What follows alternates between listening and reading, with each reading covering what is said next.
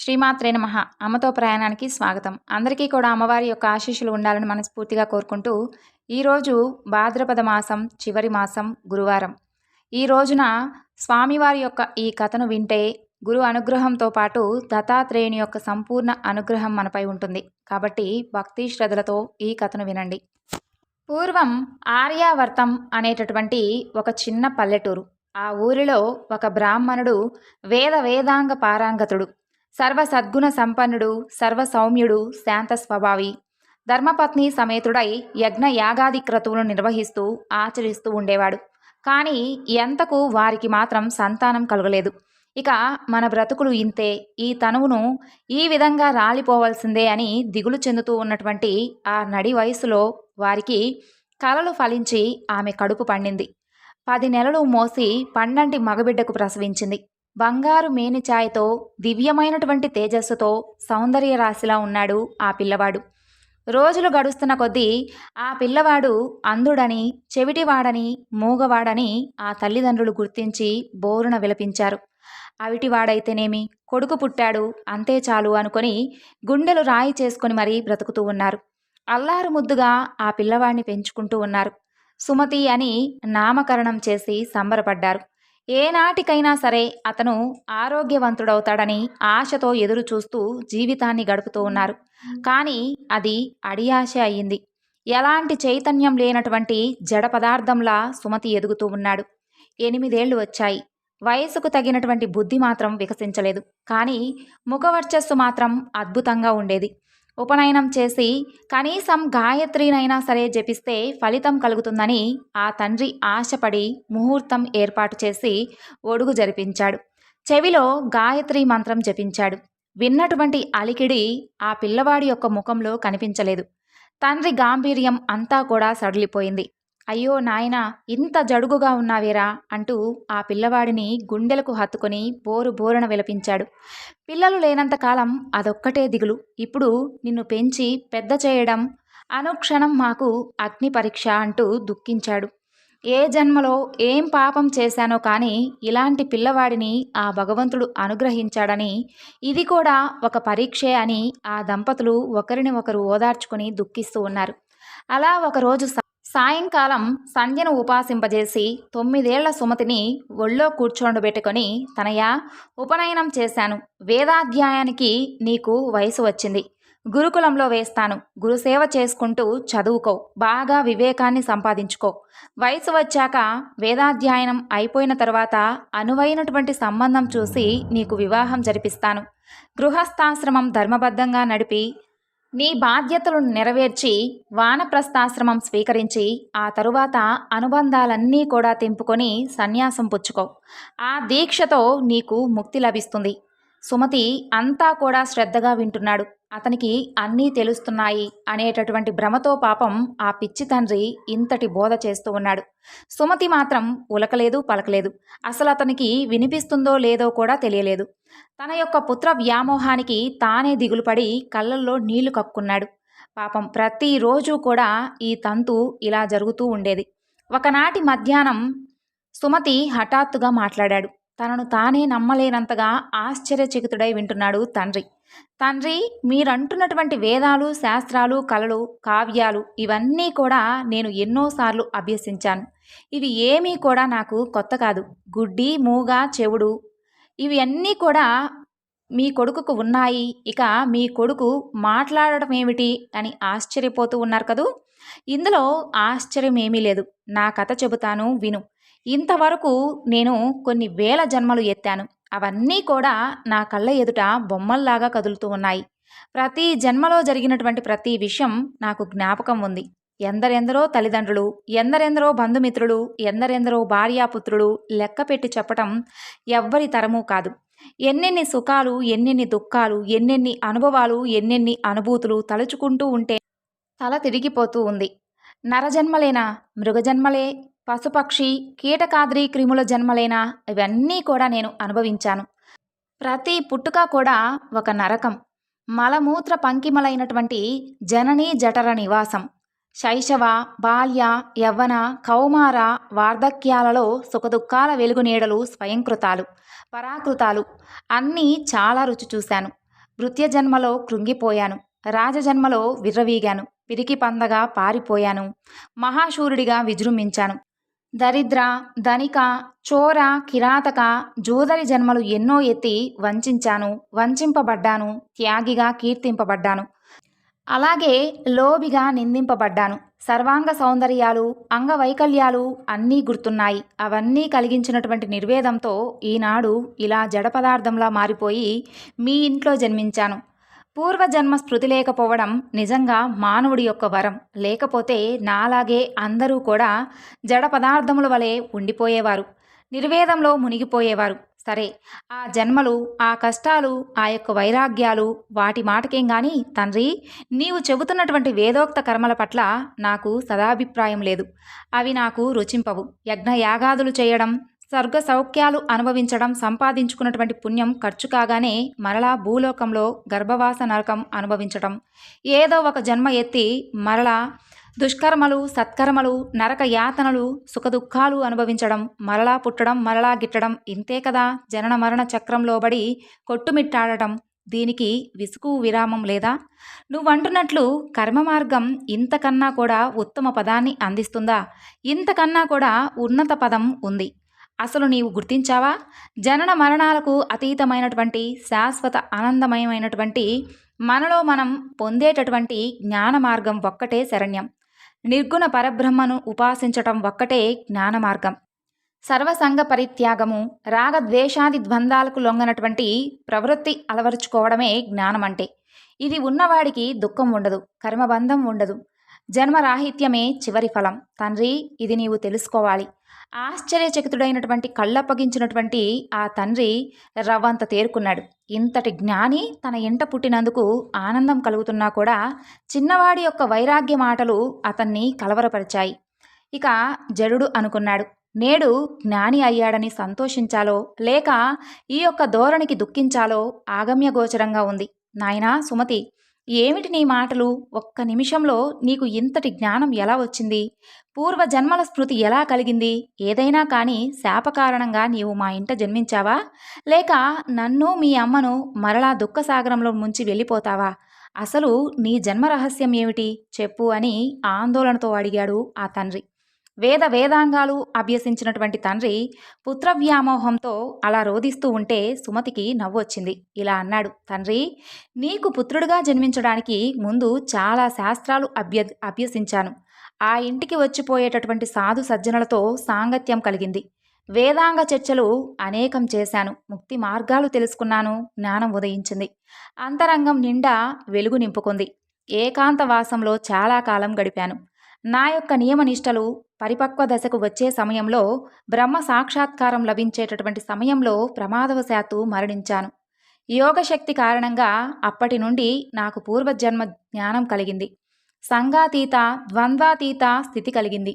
దానినే ఈ జన్మతోనూ కొనసాగించదలిచాను. ఇప్పుడు ఆ యొక్క జ్ఞాన మార్గాన్ని విడిచి నీవు చెబుతున్నటువంటి కర్మ మార్గాన్ని నేను అవలంబించలేను. ఏ మార్గంలో ఎవరు ప్రయాణం చేసినా అందరూ చేరుకునేది గమ్యమే. అదే అందరి యొక్క లక్ష్యము. నా మార్గంలో నేను గమ్యం చేరుకుంటాను. అందువలననే ఈ యొక్క జడస్థితి. కాలం వృధా చేసుకోకూడదు కదా. ఈ యొక్క శరీరానికి ఏ క్షణంలో ఏం జరుగుతుందో ఎవరికి ఎరుక. కనుక ముక్తి లభించే వరకు అనుక్షణం ఆత్మానుభవపరుణ్ణై తదేక దీక్షలో గడపడం నా యొక్క దృఢ సంకల్పం. నీ ఇంట పుట్టాను కాబట్టి పితృరుణం తీర్చుకోవడం నా ధర్మం. జ్ఞానదానం చేసి రుణ విముక్తి పొందుతాను. తండ్రి, నీకేమైనా సందేహాలు ఉంటే అడగండి, తప్పకుండా చెబుతాను అన్నాడు. కిందటి క్షణం వరకు జడుడుగా ఉండి ఇప్పుడు ఇంతటి జ్ఞానిగా ప్రసంగిస్తున్నటువంటి కొడుకు ఆ తండ్రి కంటికి మహాయోగేశ్వరుడిగా కనిపించాడు.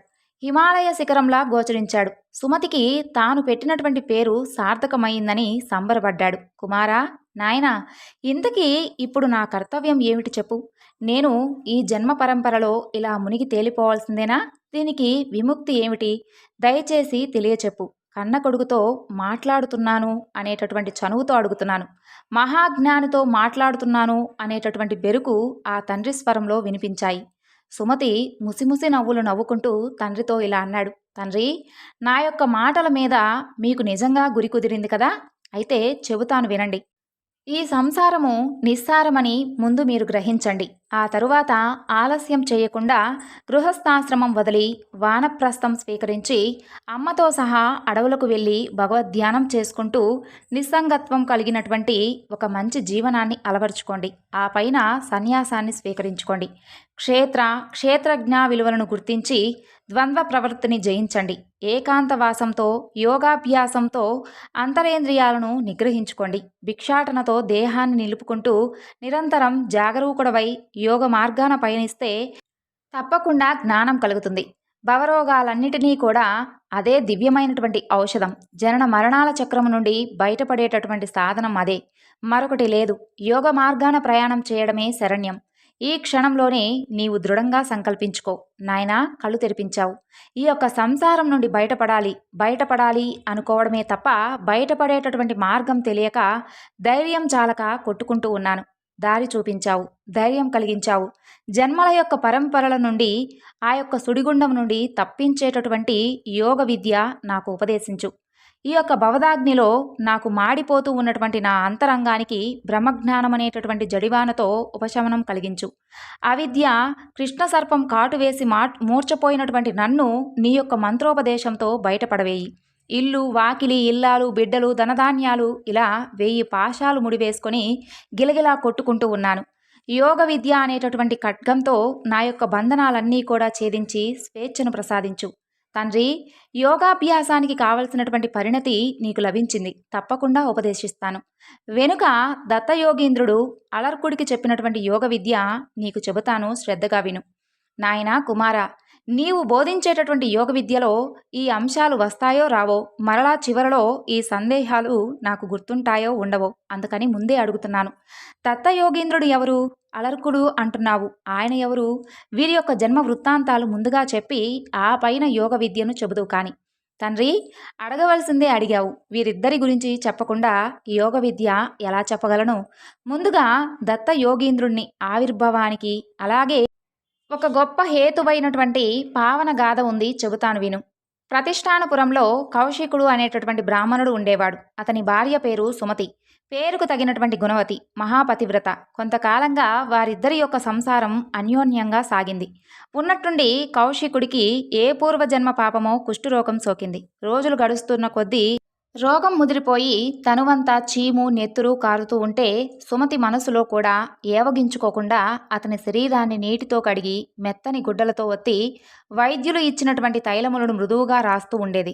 ఔషధాలను సమయానికి అందిస్తూ ఉండేది. మలమూత్రాలను ఎత్తిపోయడం, కంపు కొట్టేటటువంటి గుడ్డలు ఉతికి ఆరవేయడం, దగ్గరగా కూర్చొని వింజామరతో విసరడం, కాళ్ళు పట్టడం, మంచిగా చెప్పి ఇవన్నీ కూడా ఆయనకు నచ్చ చెప్పడం, ఎంతగా తినిపించేది అంటే మంచి మంచి మాటలతో ఆయనకు విసుగు అనేది లేకుండా అతన్ని జాగ్రత్తగా చూసుకునేది. ఒకటేమిటి, సకలోపచారాలు విసుగు విరామం లేకుండా చేసేది. అలా రోగం తగ్గుముఖం పడుతుందని, తొందరలోనే నయమవుతుందని ధైర్యాన్ని నూరిపోసేది. అయితే రోగబాధతో ఉన్నటువంటి కౌశికుడు మాత్రం ఆమెపై అనుక్షణం మండిపడుతూ ఉండేవాడు. అయిన దానికి కాని దానికి తిడుతూ ఉండేవాడు. చిన్న చిన్న విషయాలకే చిరాకు పరాకు ప్రదర్శిస్తూ ఉండేవాడు. చేతికి ఏది అందితే అది తీసుకొని కొట్టేవాడు. నవ్వుతూ కనిపించినా వీధిలోకి వెళ్ళి రావడం క్షణం ఆలస్యమైనా సరే కుళ్ళు మాటలతో ఏడిపించేవాడు. అలాగని నవ్వకుండా ఉంటే, ఏమీ నా సేవ చేయాలని ఏమైనా ఏడుస్తున్నావా ఏమిటి అని ఎప్పుడూ కూడా తిడుతూ ఉండేవాడు.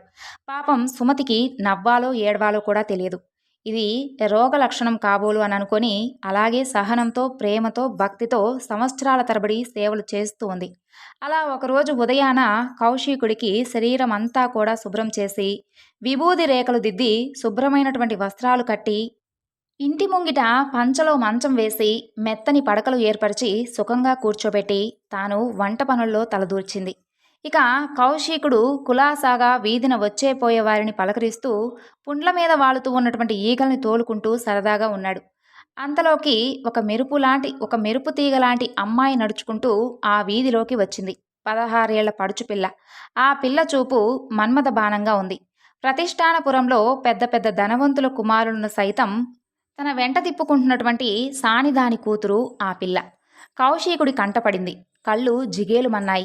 గుండెల్లోకి దిగింది మన్మథ బాణం. అసలే రోగంతో తిమ్మెరలు ఎక్కినటువంటి దేహం, ఇక ఆ కుర్రపిల్ల సోయగాలు విసురుతూ కౌశికుడు వైపుకు కొంటి చూపు విసిరి తుర్రుమని వెళ్ళిపోయింది. పాపం ఆ కౌశికుడు విలువిల్లాడిపోయాడు. ఆ యొక్క హోయలు, వయ్యారం, రూపు, చూపు తలుచుకుంటూ మురిసిపోయాడు. తన వైపు ఎందుకు చూసింది అని ఆలోచించి కామంతో ఉడికిపోయాడు. ఇక కౌశికుడు తనని తాను చూసుకున్నాడు. అందంగా కనిపించాడు. ఏమైనా సరే సాని పాపను కలవాల్సిందే, లేదంటే మరణించవలసిందే. ఇందుకు శరీరం సహకరిస్తుందా? ఈ రోగంతో ఉన్నటువంటి రూపాన్ని ఆమె అంగీకరిస్తుందా? ఇంతకీ వేశ్య ఇంటికి తనను తీసుకుని వెళ్ళేది ఎవరు? ఇలా ప్రశ్నలు పుట్టుకువచ్చాయి అతని మనసులో. ఆకలి దప్పికలు మర్చిపోయాడు. ఇంతలో సూర్యుడు నడినెత్తికి చేరుకున్నాడు. ఇక క్షణానికి ఒకసారి పెడబొబ్బులతో పిలిచేటటువంటి భర్త ఈ పూట ఇంత ప్రశాంతంగా ఉన్నాడని ఆశ్చర్యపోతూ వంట ముగించుకున్నటువంటి సుమతి ఇంటి ముంగిటకు వచ్చింది. మనసులో మల్లగుల్లాలు పడుతూ ఉన్నటువంటి భర్తను గమనించింది.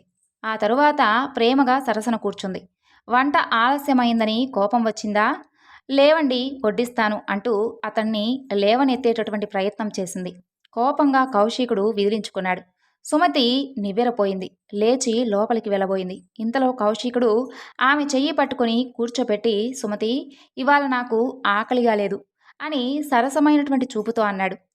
సుమతి బుగ్గలు ఎరిపెక్కాయి. అప్పుడు కౌశికుడు ప్రేమతో సుమతి బుగ్గలు పట్టుకొని, సుమతి, నాకున్నటువంటి దిక్కు మొక్కు నీవే. నీతో కాక ఎవరితో చెప్పుకుంటాను? కట్టుకున్నటువంటి భార్యను అడగకూడదు. అయినా కూడా అడగక తప్పడం లేదు. కాలు చెయ్యి తిన్నగా ఉండి ఈ రోగం కనుక నాకు రాకుండా ఉంటే అసలు నీకు తెలియనిచ్చేవాడినే కాదు. పాపం నీ దురదృష్టం. నాకేమో ఈ మాయ రోగం వచ్చింది. నీ సహాయం అడగక తప్పడం లేదు. నువ్వు కాదనవనేటటువంటి నమ్మకం నాకుంది. నీ యొక్క పాతివ్రత్యం నాకు తెలుసు కదా. కౌశికుడు ఇలా మాట్లాడుతూ ఉంటే సుమతికి ఏమీ అర్థం కాలేదు. నాదా అంటూ చేరువకు వచ్చింది. ఈ రోజేమిటి? మీ యొక్క ప్రవర్తన వింతగా ఉంది. దాపరికం లేకుండా చెప్పండి. ఏదైనా సరే మీ మాటను కాదనలేను. మీకు ఎదురు చెప్పను. మీరు ఏది కోరినా కూడా మంచి చెడులతో నాకు సంబంధం లేదు. శక్తి మేరకు తీర్చడం నా ధర్మం. ఇక ఏమాత్రం కూడా సంశయించకండి. మీ మనసులో ఉన్నది ఏమిటో ఆజ్ఞాపించండి. నా ప్రాణం అర్పించైనా సరే మీ కోరిక తప్పకుండా నెరవేరుస్తాను. మీ ఆనందమే నా ఆనందం. మీ సంతోషమే నా సంతోషం. త్వరగా చెప్పండి అన్నది. ఈ మాటలతో కౌశికుడికి ధైర్యం వచ్చింది. సుమతి, ఇది ఏమో విధి వైపరీత్యంలా ఉంది.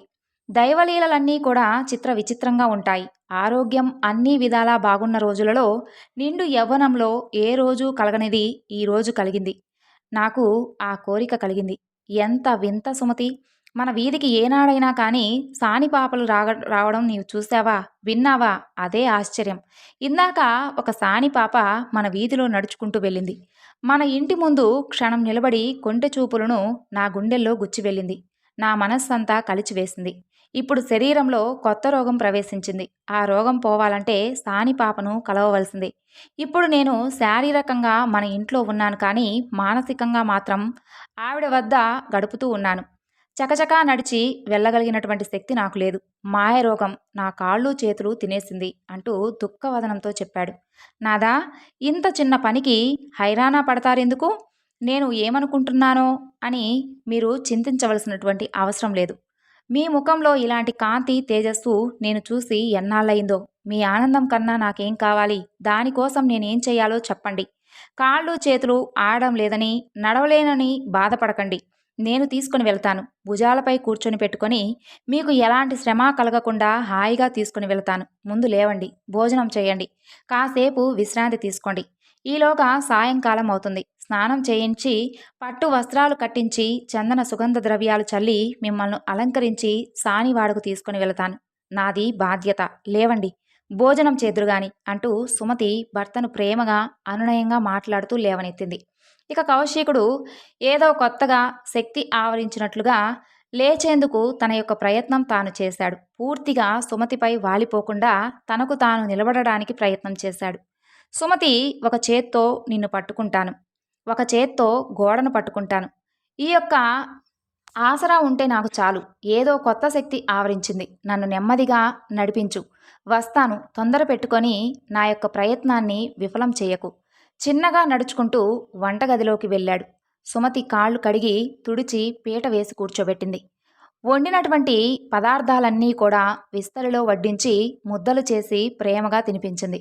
ఆనందంతో మాట్లాడబోయినటువంటి కౌశికుడికి పొలమారింది. దగ్గు వచ్చింది. సుమతి కంగారుతో అతని యొక్క మాడుపై చిన్నగా తడుతూ, నెమ్మదిగా తినండి. ఇంకా చీకటి పడటానికి చాలా సమయం ఉందిలే అంటూ అతని చేత మంచినీళ్లు తాగించింది. కౌశికుడు కళ్ళల్లో నీళ్లు తిరిగాయి. కంఠాన్ని సవరించుకున్నాడు. సుమతి ముఖంలో చిరునవ్వు మెరిసింది. మరోవైపు ఎడమ చేత్తో పెరుగు అందుకొని అతనికి వడ్డిస్తూ అతన్ని కవ్వించాలని, బహుశా సానిపాపేమైనా మిమ్మల్ని తలుచుకుంటుందేమో అని అంది. కౌశికుడి ముఖంలో సిగ్గు ఉదయించింది. సుమతి, నేను చాలా సిగ్గుపడుతున్నాను. జీవితంలో ఏనాడు కలగనటువంటి కోరిక ఈనాడు కలిగింది. తప్పు అని నాకు అనిపిస్తుంది. అయినా కూడా మనస్సు నిగ్రహించుకోలేకపోతున్నాను. ఇది దైవలీల అని అనుకుంటున్నాను. ఏం జరుగుతున్నదో తెలియడం లేదు. అన్నింటిలోకి బాధిస్తూ ఉన్నటువంటి విషయం ఏమిటి అంటే, ఏ యుగంలో ఎంతటి నీచుడు చేయనటువంటి పని నేను చేస్తున్నాను. సానివాడకు తీసుకొని వెళ్ళమని కట్టుకున్నటువంటి ఇల్లాలని అడగడం ఎంత నీచం, దారుణం అని అంటూ కౌశికుడు దుఃఖంతో ఉండగా తెరలుగా దగ్గు వచ్చి గొంతులో మెతుకులు అడ్డుపడ్డాయి. ఉక్కిరి బిక్కిరి అయ్యాడు. దగ్గుతో ఆ రకంగా ఉక్కిరి బిక్కిరి అవడం చూసినటువంటి సుమతి కంగారు పడిపోయి భయపడి ఊరడిల్లింది. ఊరడిల్లండి అంటూ మంచినీళ్లు అందించింది. ముక్కు మూతి తుడిచింది. చేతులు కడిగి కాళ్లను తడి చేత్తో తుడిచింది. ఆ తరువాత కౌశికుడు కొద్దిగా తేరుకున్నా ఇంకా బాధపడుతూ ఉన్నాడు. అప్పుడు సుమతి అతని దగ్గరగా వచ్చి కూర్చొని, నాదా, మీరింతగా బాధపడవలసినటువంటి పని లేదు. సానివాడకు మీరు తీసుకెళ్ళమని నన్ను అడిగారా లేదా? నా అంతటా నేనడిగానా చెప్పండి? మీరే కదా అడిగారు. మరిక సిగ్గుపడడం ఎందుకు? బాధపడడం ఎందుకు? భార్యలను మోసం చేసి సానివాడలో తిరిగేవారు ఎంతమంది లేరు? నా మగడు అటువంటి వాడు కాదు. నన్ను మోసం చేయడం లేదు. నా భర్త నా సహాయమే అడుగుతున్నాడు. ఇది నాకు గర్వకారణం. ఈ పరిస్థితుల్లో మీకిలాంటి కోరిక కలగడం కేవలం కామవాంఛ అని నేను అనుకోవడం లేదు. మీరన్నట్లుగా ఇదేదో దైవలీల. లేవండి, మంచం మీద కూర్చొని పెడతాను. కాసేపు నడుం వాల్చండి. ఈలోగా నేను కూడా భోజనం చేసేసి వంటిల్లు సర్దుతాను. ఆ తర్వాత మిమ్మల్ని ముస్తాబు చేస్తాను అని అంది. సుమతి మాటలతో కౌశికుడు కాస్తంత తేరుకున్నాడు. మరలా సానిపాపనే తలుచుకుంటూ సూర్యాస్తమయం కోసం ఎదురుచూస్తూ నడుం వాల్చాడు. వంటింటి పనులన్నీ కూడా చకచకా ముగించుకొని సుమతి వచ్చి భర్తను చూసి, కారణం ఏదైతేనేమి తన భర్త ఆనందంగా ఉన్నాడు. అనారోగ్యాన్ని పూర్తిగా మర్చిపోయాడు.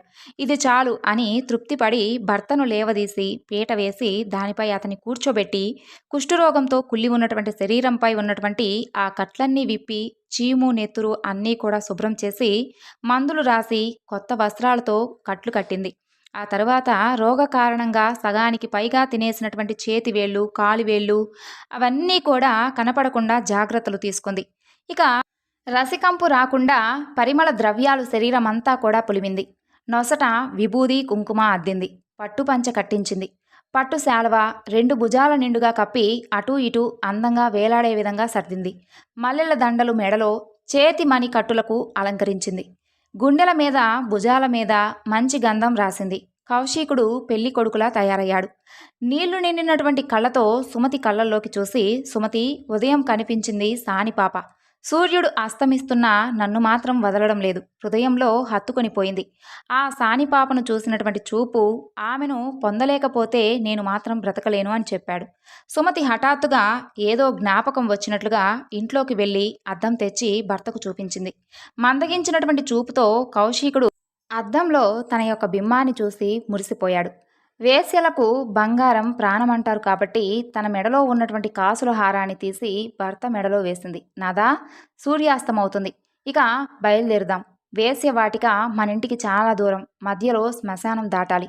బయలుదేరుదామని కొంగు బిగించి కొంత ధనాన్ని మూట కట్టుకొని మంచానికి చేరువలో నేల మీద కూర్చుంది. కౌశికుడు మంచం మీద నుండి ముందుకు జరిగి ఆమె మెడకు అటూ ఇటూ కాళ్ళు వేసి సర్దుకొని కూర్చున్నాడు. ఇక ఆమె శిరస్సును పట్టుకున్నాడు. నేలకు చేతులు ఆనించి సుమతి అతి ప్రయత్నం మీద లేచింది. భర్త కాళ్ళను చేతులతో అదిమి పట్టుకుని బరువుగా అడుగులు వేస్తూ బయలుదేరింది. దారిలో కనిపించినటువంటి వారినందరినీ కూడా కౌశికుడు సరదాగా పలకరిస్తూ ఉన్నాడు. వింతగా ఇకిలిస్తూ ఉన్నాడు. చూసిన వారందరూ కూడా ఇతనికి పిచ్చి పట్టిందేమో అని అనుకున్నారు. అలా వెళుతూ ఉండగా అంతలో చీకట్లు కమ్ముకున్నాయి. ఊరు దాటి శ్మశానంలోకి అడుగుపెట్టారు. కౌశికుడిలో ఉత్సాహం రెట్టింపయి గుర్రం మీద స్వారీ చేస్తున్నట్లుగా కాళ్ళు అటూ ఇటూ ఆడిస్తూ వెకిలిగా వింతగా ప్రవర్తిస్తూ ఉన్నాడు. అడ్డంగా వచ్చినటువంటి చెట్టు కొమ్మలను, రెమ్మలను, లతలను కాళ్లతో చేతులతో ఆడిస్తూ ఉన్నాడు. ఆ తరువాత తలకు తగిలేటటువంటి చెట్ల కొమ్మల నుండి తప్పించుకుంటూ ఉన్నాడు. గర్వంగా నవ్వుకుంటూ ఉన్నాడు. ఇక పై బరువుల కదలికలతో సుమతి కాళ్ళు తడబడుతూ ఉన్నాయి. అప్పుడప్పుడు తూలిపడిపోతుంది.